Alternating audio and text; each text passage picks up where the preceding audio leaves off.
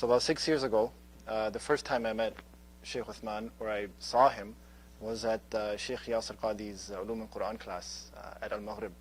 And I'm sure many of you have attended that class. They came twice. This was the first time around. So anyways, in the break time, Shaykh Yasir calls in Shaykh Uthman and he asks him to recite for us. And indeed he did recite in 10 different ways. And I remember he recited Surah Qiyamah. And when he finished, I had no idea what he did. But I did realize that I wanted to do that too one day and learn how to do it. It was very impressive, mashallah.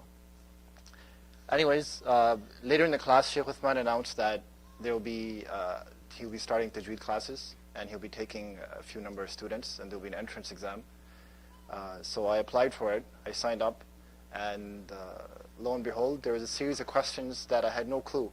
You know, do you have any idea what idgham is, what ikhfa is? I had no idea, none. So I answered it honestly, and he answered me honestly and said, sorry, I can't accept you for my class.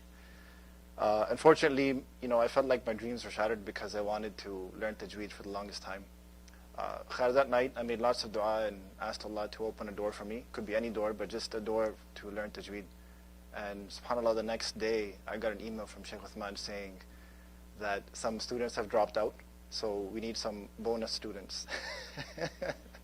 Alhamdulillah, that paid off. I'm still here. So that was a big blessing. My dua was answered. So I still remember the first day of class, there was about 50 students that showed up.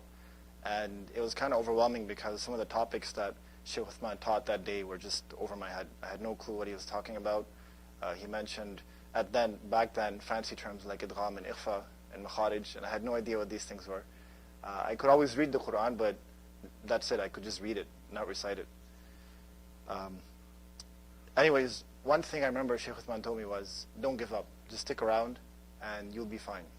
And that was something that was very inspirational, very motivational. And I thank Allah and I thank him for that. Some of the things that I learned over the years studying with Shaykh Uthman is that he has a very unique teaching style. And this kind of was encapsulated in Jazriyyah and Shaykh Uthman. And it was some of the things that I saw was he's very dynamic.